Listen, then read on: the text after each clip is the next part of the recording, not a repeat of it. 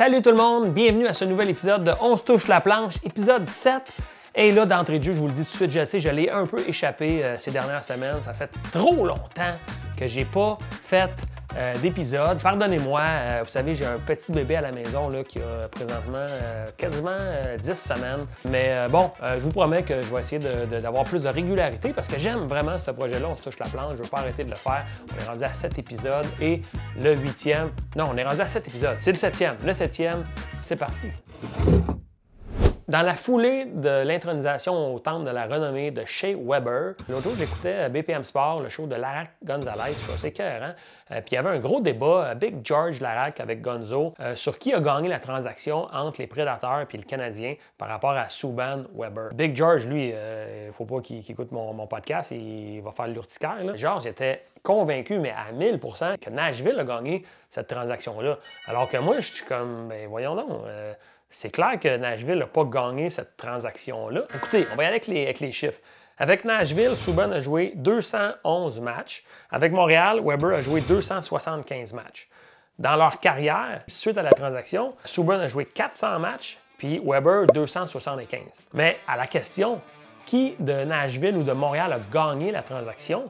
Moi, je pense quand même qu'il faut aller avec Montréal. Écoute, ils sont allés chercher un joueur qui est devenu leur capitaine, qui a participé à vraiment à aider la progression de plusieurs jeunes puis à établir une culture très forte au sein de cette équipe-là et qui a mené l'équipe en finale de la Coupe Stanley en 2021 en tant que leader incontesté de cette équipe-là. Price, Weber, c'était eux qui ont tiré l'équipe en finale de la Coupe en 2021, il faut s'en souvenir. Alors que de l'autre côté, tu as Piquet Subban qui a joué 211 matchs avec Nashville, qui a amené son équipe en finale de la Coupe Stanley, oui. On se souviendra des frasques en finale de la Coupe, là, il y avait du rince-bouche ou quelque chose comme ça. Puis encore plus, par rapport à ça, Nashville a échangé Piquet Subban au Devils du New Jersey après 3 saisons. Je sais très bien qu'il y en a qui écoutent et qui sont 100% d'accord avec moi, puis je sais qu'il y en a qui écoutent et qui sont fâchés présentement. C'est correct d'avoir des opinions différentes.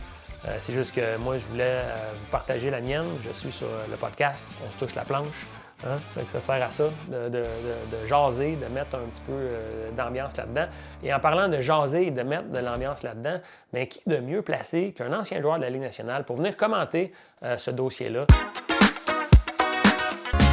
Patrice, toi, la transaction Piquet Subban chez Weber, qui tu penses qui a eu le déçu si on regarde ça avec le recul? Bien, je pense que oui. Je pense que c'est une grosse question que tu me poses là. Puis définitivement la meilleure façon de répondre pour moi, c'est de comparativer ces deux joueurs-là à des robinets. Alors, je pense d'un côté, bien, tu as un robinet qui est très, très flashy, des poignées en chrome, mais vraiment un robinet qui tape à l'œil. Puis quand la visite vient chez vous, se lave les mains, puis est vraiment contente là, de voir le robinet, d'apprécier son moment. Puis de l'autre côté, bien, c'est un robinet qui est plus American Standards. C'est un robinet que personne ne fait vraiment un gros wow, mais tu t'en rends pas compte. Mais quand tu fermes le robinet, bien, tu n'as jamais de problème. L'eau ne passe pas du tout. Alors, je pense que Bergie, à ce moment-là, il a fait un échange. Il a échangé ses robinets, puis il s'est retrouvé avec un robinet qui ne dégoûtait plus, un robinet qui plaisait peut-être moins là, à la visite. Chez Weber, intronisé au temple de la renommée, l'année prochaine, plusieurs gros noms sont admissibles, dont Carey Price notamment, mais plusieurs autres aussi. Selon toi, là, y a-t-il un oublié qui mériterait vraiment de rentrer au temple l'année prochaine? Bien, je pense que oui. Je pense qu'il y a plusieurs gros bonhommes qui méritent de se faire intronisiner dans le temple de la renommée. Mais le prochain gros gars que je vois rentrer là, pour moi, c'est Alexander Mogilny. Je pense que Mogilny, c'est un gars qui avait une vision incroyable. Puis par vision, je parle de sa vision politique. C'est un gars qui a fui la Russie, puis il l'a fui pas plus que 20 ans, même avant l'invasion de l'Ukraine. Alors, pour te dire à quel point que ce gars-là voyait clair, puis malgré qu'il s'appelait Mogilny, c'est un gars qui jouait dur. Avant de te laisser partir, je peux pas ne pas te poser la question par rapport aux Canadiens et leur mauvais début de saison. Penses-tu que le poste de Martin Saint-Louis est en jeu présentement? Bien, je pense dans le cas de Marty, c'est sûr que c'est pas facile. Beaucoup de compatissement à l'envers de lui. Je pense qu'il est arrivé là, ça fait 3 ans maintenant. Puis c'était facile au début. Tu arrives coach d'une équipe qui fait du cerf-volant. Les fans sont contents. Tu t'en vas voir une équipe qui t'envoie le cerf-volant dans les airs, ça s'en va à gauche, ça s'en va à droite. C'est juste du plaisir. Il n'y a pas de résultance. C'est pas juste Saint-Louis qui est dans cette soupe-là, mais c'est sûr que c'est une soupe qu'il faut brasser. Puis peut-être qu'en tant que cuisinier, Saint-Louis, justement, il n'abrasse pas assez sa soupe. Mais c'est sûr que moi, j'ai déjà été coach, puis c'est sûr que j'ai fait des erreurs. Je me suis fait congédier aussi, mais si jamais on me demande de reprendre du cheval, c'est sûr que je vais monter sur le galop. Cette semaine, j'ai pas d'invité. Hein? J'ai dit, regarde, j'ai envie de vous raconter une petite histoire, une anecdote qui m'est arrivée. On remonte en 2012. C'était les débuts de Patrice Lemieux, les premiers balbutiements. C'était la saison du lockout, tout ça. Ça faisait quelques mois que je commençais à faire Patrice Lemieux. Et on a pull out un projet d'aller tourner une série web au Népal avec Patrice Lemieux. Je suis parti là avec 3 chums. On a fait des capsules qui ont joué sur le site web de TVA à l'époque. Bien, en raison du lockout, bien, on a beaucoup de temps de libre. Alors, moi, vous le savez, comme tout le monde, bien, j'aime beaucoup passer du temps avec ma fondation. Puis, il y a un gars là-bas qui m'a parlé de l'idée d'aller au Népali pour faire une expédition pour ramasser des fonds pour les enfants malades. Alors, j'ai dit, qu'est-ce que tu veux dire? Puis, il m'a parlé d'aller monter le mont Himalayas. Alors, vous le savez comme moi, bien, j'ai pas trop réfléchi, j'ai dit oui, puis j'ai relevé le chapeau. Incroyable. By the way, comme voyage, là, aller au Népal, moi, vous le savez aussi, je suis un grand passionné de voyage. J'ai voyagé beaucoup. Le Népal, ça reste encore à ce jour les plus beaux paysages que j'ai vus. C'était un voyage incroyable. J'ai capoté ma vie sur ce voyage-là. On est parti quasiment 1 mois. On a passé quelques jours à Katmandou. Après ça, on a pris un avion pour aller atterrir à Lukla. By the way, le 2e aéroport le plus dangereux au monde. La piste de Lukla est comme en descendant. C'est une affaire de malade mental. Là. Et là, de Lukla, on a fait la trail pour le camp de base de l'Everest. On a marché pendant une dizaine de jours. Puis on ne s'est pas rendu exactement au camp de base de l'Everest parce qu'on préférait aller voir un mont, monter une montagne qui donnait une meilleure vue sur l'Everest en tant que tel.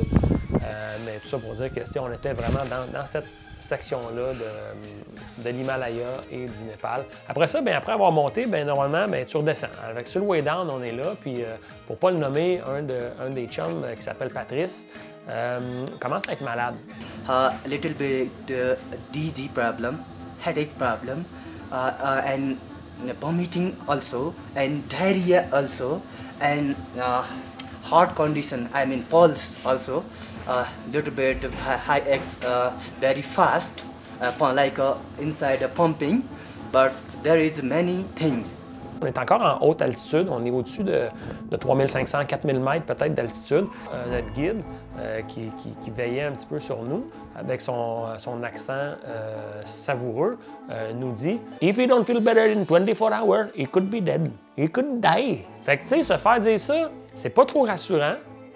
Fait que là, tout le monde est un peu stressé, mais tu sais, évidemment, Patrice est celui qui est le plus stressé parce que lui, c'est lui qui pourrait could be dead. C'est lui là, qui pourrait be dead. Notre Sherpa dit la seule façon, c'est l'évacuation par hélicoptère. Il faut l'évacuer par hélicoptère. Fait que là, on commence à faire OK, man, faut l'évacuer, lui, là. Fait que Pat, il commence à regarder avec son assurance pour organiser s'assurer qu'il est couvert. Fait que là, mon bon chum Pat vient me voir, puis il fait « Ah là, ça coopère pas, mon assurance, je capote.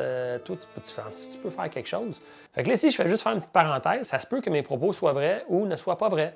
Hein? Ça se peut que ça soit faux. Mais c'est vrai. Tout à coup, moi, j'appelle mon assurance, puis je fais passer que moi, je suis malade. Fait que là, on arrive à mon assurance, elle fait « OK, parfait, ouais, on va envoyer l'hélicoptère. » Fait que quelques heures plus tard, l'hélicoptère arrive, mais moi, il faut que je fasse semblant d'être malade, moi aussi. Fait que les deux, on rentre dans l'hélicoptère, et là, on part dans les montagnes de l'Himalaya avec l'hélicoptère. Puis c'était stressant en tabarouette, parce que les nuages arrivaient, il y avait comme une tempête qui arrivait, puis là, l'hélicoptère, puis même le pilote sentait qu'il était aux aguets, là. Fait que moi, j'étais nerveux, j'étais fucking nerveux, là. Finalement, on a réussi à sortir de là, on atterrit à l'aéroport de Katmandou. Là, il y a une ambulance du Népal qui vient nous chercher. On part, c'est sirène, c'est cerise, en ambulance dans Katmandou, à Waidon, Pat d'un bord, moi de l'autre. On arrive à l'hôpital là-bas. Et là, souvenez-vous, moi, je suis pas malade, mais il faut que je fasse semblant que je sois malade parce que les assurances passent sur moi. Ils prennent ma pression. Ma pression était haute parce que, Chris, j'arrivais d'une raide d'hélico, ce que je pensais mourir. J'étais high pressure, tu comprends-tu? Mais là, ils prennent ma pression, puis là, ils disent « Ah, il faut que tu restes ici parce que il faut qu'on t'observe pendant au moins 4 jours. Parce que ta pression est très haute, c'est dangereux. » Puis là, ils voulaient me donner des médicaments, puis tout. Fait que là, j'ai dit « My religion is not allowing me to take medicine. » Il m'a regardé en disant « Toi, tu dis n'importe quoi, mon esti, hein? » Puis j'ai fait « Maintenant, tu dis, gars, il faut mettre sa ligne. » Moi, j'ai mis ma ligne là. Fait que passé la nuit à l'hôpital, à Katmandou, avec mon chum Pat qui était vraiment malade. Puis là, nos deux autres chums venaient nous visiter. Ils riaient de ma gueule parce que moi, il fallait que je fasse semblant d'être malade, tout ça. Puis il fallait que je fasse semblant d'être malade avec les gens aussi, les médecins. Je ne pouvais pas dire, hey, moi, je suis top shape. Il fallait que je fasse ça. I feel a little bit stomach pain and head. Fuzzy. Fuzzy de Laval. Too much sourpuss. Bon, voyez-vous, moi, j'ai du plaisir à vous raconter des belles petites anecdotes comme ça. J'en ai d'autres, j'en aurai d'autres. Mais la prochaine sera la semaine prochaine. Hein, parce que la semaine prochaine... ben là, je dis la semaine prochaine... La semaine prochaine. Mais je vais essayer de tenir ça quand même assez serré. Je vais essayer vraiment de faire au moins à chaque 10-14 jours maximum, de revenir avec un petit épisode. Parce que j'aime ça, faire ça. J'aime ça, envoyer du contenu sur ma chaîne YouTube. Puis vous êtes plusieurs aussi à m'envoyer des bons commentaires, à me parler du fait que vous aimez cette petite émission-là. Alors encore une fois, si vous découvrez ma chaîne, abonnez-vous, mettez un like à cette vidéo, parlez-en à vos amis, à vos copains, à vos copines. OK? Bye bye.